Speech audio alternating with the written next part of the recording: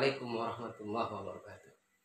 Alhamdulillah wassalatu wassalamu ala Rasulillah wa ala alihi wa sahbihi wa mawalah amma ba'd. Segala puji bagi Allah, pada hari ini kita masih Allah berikan dianugerahkan berbagai macam nikmat sehingga kita dapat beraktivitas sebagaimana biasanya. Salawat dan salam kepada junjungan kita Nabi besar Muhammad sallallahu alaihi wasallam. Semoga dengan ucapan Allahumma shalli ala sayyidina Muhammad wa ala ali sayyidina Muhammad, kita termasuk ke dalam golongan umatnya kelak yang memperoleh syafaatnya atas izin Allah. Amin ya rabbal alamin. Jamaah kaum muslimin wal muslimat rahimakumullah. Sebagaimana yang saya sampaikan di video sebelumnya, bahwasanya akan ada mungkin benang merah yang bisa kita ambil dari tidak jadinya berangkat jamaah haji tahun ini dengan kejadian di tahun 2015, yaitu jatuhnya kren alat berat untuk pemugaran atau renovasi Masjidil Haram ketika itu. Kaum muslimin wal muslimat rahimakumullah, menjadi sebuah pertanyaan besar bagi kita. Kenapa ketika terjadi tawaf, ketika para jamaah haji tawaf di Ka'bah, pada saat itulah kemudian Allah Subhanahu wa taala mengirimkan badai pasir. Lalu kemudian dengan terjadinya badai pasir tersebut, jatuhlah kren alat berat pas jatuh ke dalam Masjidil Haram di pelataran Ka'bah yang mengakibatkan 107 orang meninggal dunia, 238 luka ringan dan luka berat. Jamaah kaum muslimin rahimakumullah, tidak ada satupun kejadian di muka bumi ini yang kebetulan. Jangankan kren yang jatuh, jangankan alat berat yang jatuh menimpa jamaah haji di tahun 2015 itu, daun yang gugur ke bumi yang selalu disapu oleh para istri-istri kita, para ibu-ibu rumah tangga, itu pun tidak satupun daun yang jatuh karena kebetulan. Pasti sudah dituliskan Allah, sudah terjadi skenario Allah, sehingga kemudian daun itu jatuh ke atas bumi. Lalu kemudian Allah Subhanahu wa taala berfirman dalam Quran surah Ali Imran, A'udzubillahi minasyaitonirrajim, Rabbana ma khalaqta hadza batila. Ya Tuhan kami, tidak ada satupun kejadian peristiwa yang Engkau ciptakan yang sia-sia. Berarti tidak ada yang kebetulan. Oleh karenanya hari ini kita akan melihat, mudah-mudahan menjadi motivasi bagi kita, ayahanda, ibunda yang tak jadi berangkat haji, ayahanda dan ibunda yang sudah jadi berangkat haji. Pesan Allah di balik jatuhnya kren alat berat di tahun 2015 di Masjidil Haram. Pesan yang pertama, mari kita lihat.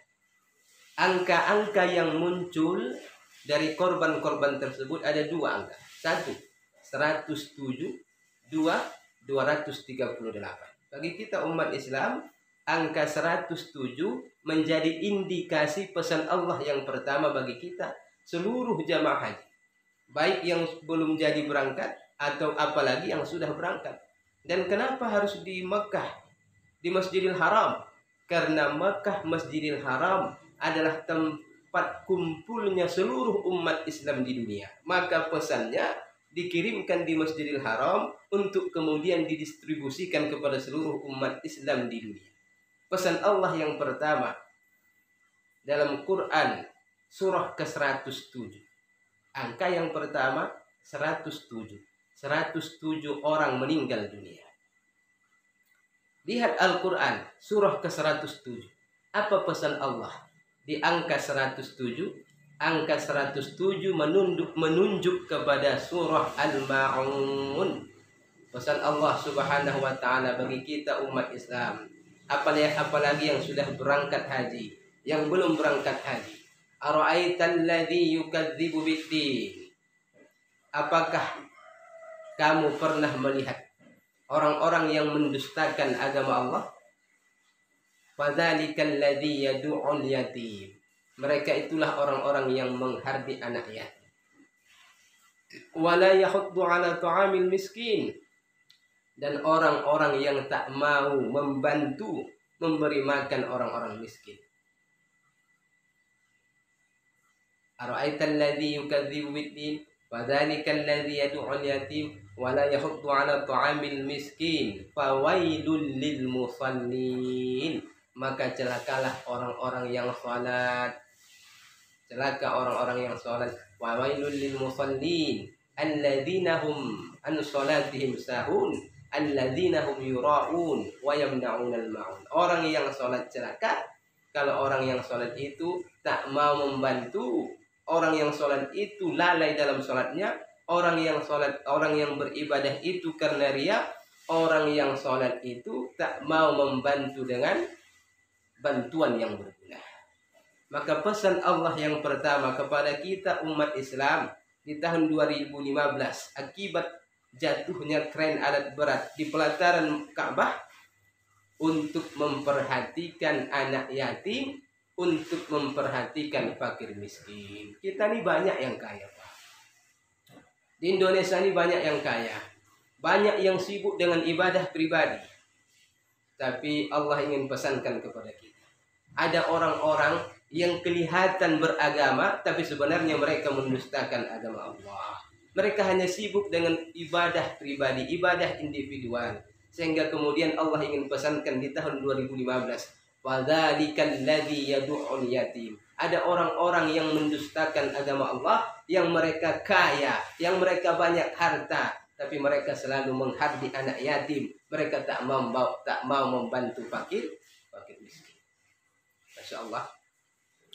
Luar biasanya lagi, Allah ingin singgung orang-orang yang sholat. Bukan berarti orang yang tidak sholat lebih baik, tapi Allah ingin singgung bagi mereka yang selalu sholat, bahwa sholat itu, bahwa banyak di antara orang yang sholat yang celaka. Siapa orang yang sholat yang celaka? Orang yang selalu lalai dalam sholatnya, melalaikan waktunya, lalai mengingat Allah ketika melaksanakannya. Tak ada tambahan kebaikan setelah melaksanakan ibadah sholat.